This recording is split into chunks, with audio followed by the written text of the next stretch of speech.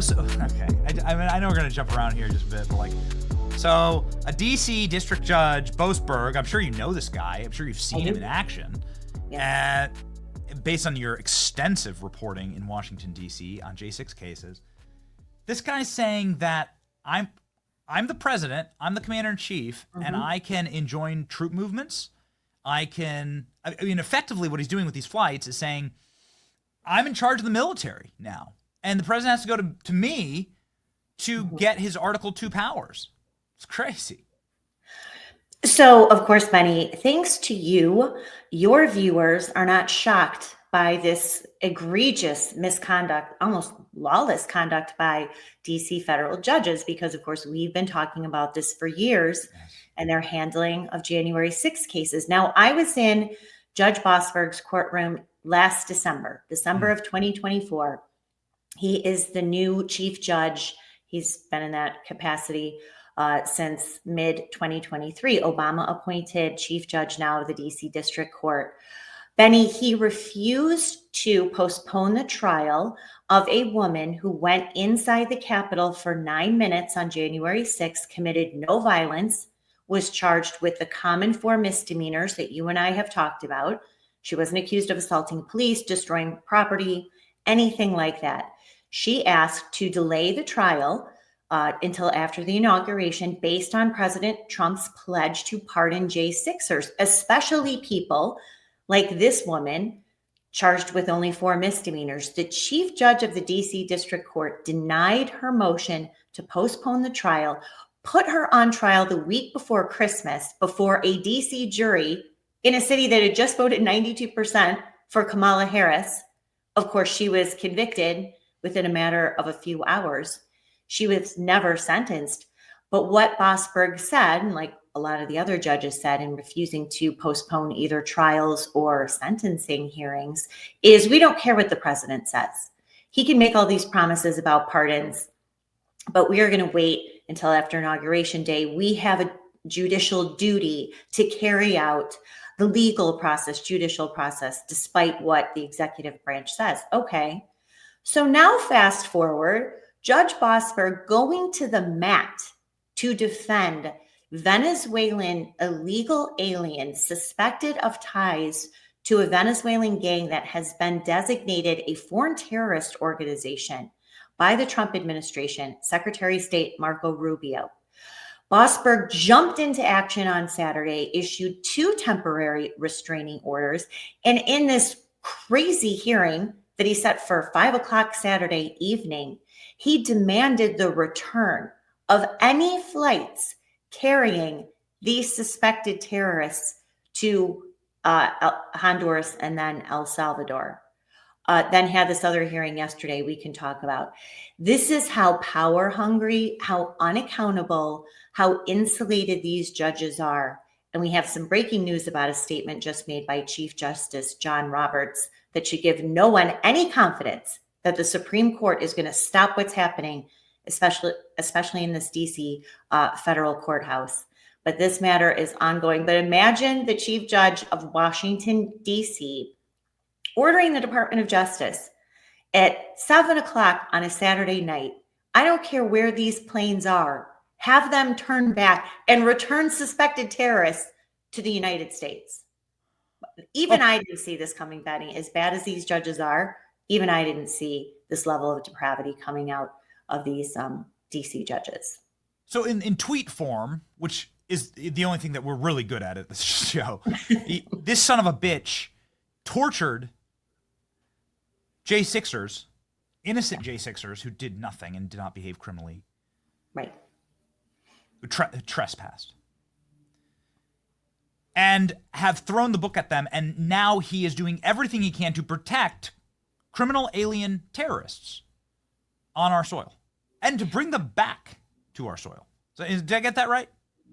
That's absolutely correct. That's the balance here. This is the balance of judgment in this courthouse. That is. Okay. That is. Good. Now, Boasberg, as I've written, handled about 70 J6 cases. He threw, to your point, even American citizens convicted, either pleaded guilty or convicted by a DC jury of the most low-level petty offense, like parading in the Capitol, threw them in federal prison on that. Now, there was one J6er, Benny, that Judge Boasberg didn't throw the book at, that he demonstrated deep level of sympathy for, and that was Ray Epps. Oh, I knew it was coming. This is why you know what? We have the singularity, Julie. We have the singularity. I love it when Julie's on the program because I knew it was coming. You knew it was coming. This is the guy. That's unbelievable. So this is the guy that let Ray Epps off. And not only did he let off Ray Epps, Benny, and I posted this, I actually had bought the transcript of the sentencing hearing last year, and I just dug it up. Not only did he only give Ray Epps probation, he expressed all sort of sympathy for Ray Epps, how he was a victim of so-called conspiracy theories. But more importantly, and I just posted this on X, he called January 6th an insurrection incited by Trump supporters. None of these judges should be presiding over any lawsuit related to the Trump administration. With exception of maybe 2 or 3, every single DC district court judge has, on multiple occasions, expressed their contempt for Donald Trump and his supporters. They should be immediately disqualified. Now, of course, you can move you can ask to disqualify those judges, for them to recuse. Yesterday, the DOJ did ask the clerk of the DC Appellate Court to remove Judge Boasberg from this case and assign it to another judge. What judge? They're all going to do the same thing he is. It's a nice motion. It's a nice attempt, but it's hard. You're not going to get an improvement in that courthouse. So this is what the Trump administration, this DOJ, has been inundated with, these not just ridiculous lawsuits, but also this egregious, unconstitutional overreach by federal judges, of course, not just in Washington, but other jurisdictions as well. So that's the tweet version. I wanted to get to that because J6 versus criminal aliens, murderers, terrorists, and rapists. Like, I think that's an important issue to cement. And then let's move down the line to a grander scale, which is the Constitution itself. Mm-hmm. And in what universe does a judge have the power to interdict on Article 2 of the Constitution? You'd assume that John Roberts, that the conservative court, if you're being generous, is a 6-3 court in favor of people who care about the Constitution. You would assume that they would deeply and abidingly protect the powers that are given and bestowed and vested into the president, the first of which, of course, is going to be a commander-in-chief powers to protect the homeland and to expel invasion. And this is, of course, an invasion, and the Foreign Enemies Act establishes that quite clearly. Mm-hmm. The founders of our country created the Foreign Enemies Act for this exact power. I don't think it's ever been challenged in court before because it's not subject to judicial review. So how the hell is it being reviewed? How is this even happening, I wonder? Well, here's really a big problem for Judge Boasberg in general, and that is he has never addressed his beef with President Trump's proclamation that was signed on Friday and then posted on Saturday, invoking this Alien Enemies Act, declaring, again, the TDA, this Trenda Aragua gang, is a foreign terrorist organization, that it is supported by the Maduro regime, that it is a dangerous operation, that thousands of these gang members have been flooded into the United States illegally, and they pose a sincere, and we've seen this already, a serious national security and safety threat. So Judge Boasberg has never demonstrated why he believes that President Trump's proclamation invoking this Alien Enemies Act is unconstitutional or illegal, or even, to your point, subjected to judicial review. This is all a power struggle, and this is what we've seen repeatedly and playing out over and over in courtrooms, a power struggle between unelected lifer judges on the federal bench, somehow making their case that their authority supersedes the president, That's all that this has been about. And not only did he do that on Saturday, but yesterday, the hearing that I covered, and you probably saw my coverage on X in real time, demanding what the DOJ and Trump administration rightfully argues are national security secrets that are covered by foreign military and diplomatic protections for the president, but demanding that they disclose details about these flights. How many people were on these flights? What time did they take off? What time did they land? What countries did they go to? When were they taken into custody in these various countries? Aside from the fact he thought he could order planes filled with terrorists back to the United States, on what basis is he entitled to even that sort of protected information? So the DOJ, and I did post this just before I went on with you, people can see the DOJ's response to Judge Boasberg demanding answers to those questions. But we should, in the interim, read what Chief Justice John Roberts just said in a statement, if you want me to read that verbatim. Yeah, we'll pop it up right now. Here we go.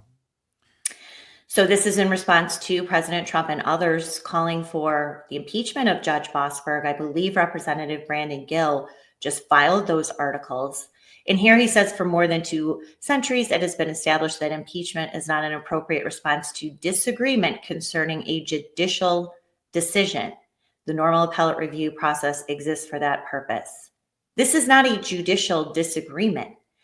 And furthermore, as we know, the Supreme Court has completely turned a blind eye to all of this lawfare against the president, refusing to step in, even in that outlandish U.S. aid case, the $2 billion that one judge tried to order the administration to disperse. But you can even see here by what Chief Justice says, he still gives all the control to the judiciary. So, but this is not a judicial disagreement. This is a constitutional crisis that has been created by the federal bench. Yes. And the judges right under his nose in the federal courthouse in Washington, D.C. So this is a very troubling statement indicating once again that the Supreme Court, especially Chief Justice John Roberts and Amy Coney Barrett, who refused to get involved in that case I was just discussing, that there's going to be any relief for the administration or the American people. And this will only embolden the judges to continue accelerating their bad behavior when it comes to trying to overturn the president's authority. Yeah, somebody needs to smash down upon constitutional lines, because there's way too much of a ninja blender going on right now, and the Constitution being fed into it, and it's just mixing too much for us. We're no scholars. We didn't go to law school, Julie. We went to community college, but even I know my separation of powers. And if a president, the equivalent to this, am I wrong here? Tell me if I'm wrong, please. But the equivalent of this would be the president of the United States, duly elected, picking up a gavel, deciding to wear black one day, like I do every day, and going, actually, I've decided to rule on behalf of the judge. And I'm a judge now, and so I'm going to decide in the judiciary what's going on. It seems so egregiously intrusive into the powers of the presidency, much as if a president tried to play a judge in the Oval Office and declare things, right, with a little hammer. People would say that's absurdist. It's obviously a desecration to the separation of powers. Am I correct in that metaphor? I believe you are correct, even though you went to community college. It appears that you did pay attention during your Constitution class. Good for you, Benny. And I went to public college, EIU, Eastern Illinois. So, but we are still smart enough to figure all this out, and we are obligated to figure all this out because we're American citizens. This is our country. We pay taxes, and we have a right to look at all of this and figure out what is going on. But furthermore, so yes, this is a very good hypothetical that you just presented. But look, these judges have been off the hook. Justice Roberts is wrong. It is not 2 centuries that have established impeachment is not an appropriate response. It is 2 centuries of Congress willfully abdicating their oversight role of the federal judiciary with a few exceptions. I think the last time a federal judge was impeached was 30 years ago. They've completely abdicated their role. That's why these judges are justified in viewing themselves as impervious, as omnipotent, unaccountable, because they have been. And look, I've been on your show for years. We have talked about these judges ad nauseum and specific judges who should be impeached, starting with, I believe, Boasberg's predecessor, Beryl Howell. But Congress had no appetite for it. They're not even cutting off funding to the federal court system in Washington, D.C. So we've gotten so far past the point of accountability. So it's not that impeachment has been used, but used cautiously. It hasn't been used at all. And so it is encouraging to see the president call for that and others, and now House Republicans who are actually moving forward with this. Now, Benny, where's this going to go?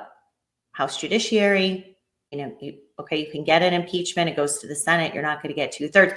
But the process in and of itself will send a message that this simply will not be tolerated. Yeah, I mean, the way the map's working out, I mean, if you're very lucky at the casino, the way the map's working out for Republicans in the Senate, you could get 55 seats. I'm sorry, 55 seats, and you could get close. Yeah, I mean, you could get close. You get within a whisker. You get a scary number. I mean, I guess 56 with J.D. Vance. So it's like we could see potentially this happen. What do we see next, Julie? I mean, will the Supreme Court actually continue to side with these judges? And I guess my final question for you, should the District of Columbia federal bench exist at all? Because, my God, it does seem like the most ass-backwards, crazy rulings that have no merit and regularly overturned at the Supreme Court. They always come from that district. It's always there. It's always D.C. Well, I've called this the circle of hell, and that is the D.C. federal court, the Washington FBI field office, and the D.C. U.S. Attorney's office. Now, luckily, two of those offices, at least the D.C. U.S. Attorney and Washington FBI, have gotten rid of some really bad actors and are under new leadership. That's not the case here in the federal court system. No political case should be handled in that courthouse because all of the judges are compromised. We are seeing people reporting on this. I believe Laura Loomer and others have reported on the conflicts between Judge Boasberg and his wife and his sister, and I believe his daughter. They are all Democrat political activists. We have seen this with other judges. I mean, you see Chris Cooper, for example, who also presided over 70, 80 J6 cases. His wife, a former top deputy to Attorney General Eric Holder. She represented Lisa Page. So we could go through all of the conflicts of not just the judges, but the line prosecutors who used to handle these J6 cases and other political matters. Not a single case of political nature or origins should be handled there.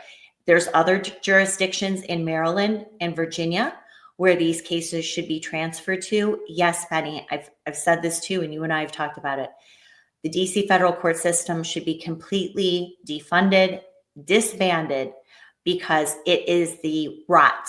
It is the tumor of the cancer of this legal and judicial lawfare that these activists continue to drag our country through, President Trump and now his new administration. There's just no reason why Republicans should keep giving that court system money, because what they've done is turn around and use it to try to destroy President Trump, the MAGA movement, and anyone attached to it. Julie Kelly, I gotta tell you, I'm so thankful that you joined us on JFK Day. And there's nobody who's spoken more truth about what's actually happened inside of the superstate of the federal government than you. I'll give you the final word here. JFK, what do you expect today? Oh, I don't know. I haven't even followed it. I hate to say it. I was listening to Roger Stone before you, but I'm buried in all of this other. Yeah, that's as you know. We wanted some balance here, actually. Yeah, that's. No, I like it. Yeah, because there's like the scandals. There's the scandals of 70 years ago that are quite interesting and tantalizing and unique. But then there's like what we're living through today that'll affect us and our children. So, well, it's all a common thread, I believe. So, but I've got a lot of JFK Kennedy lovers in my family and household. So I'm sure that I will find out what is disclosed.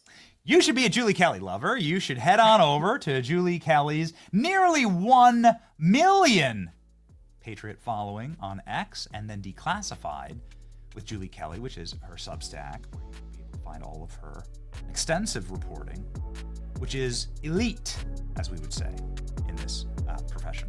Julie Kelly, always such a pleasure. You're the best, Benny. Thank you.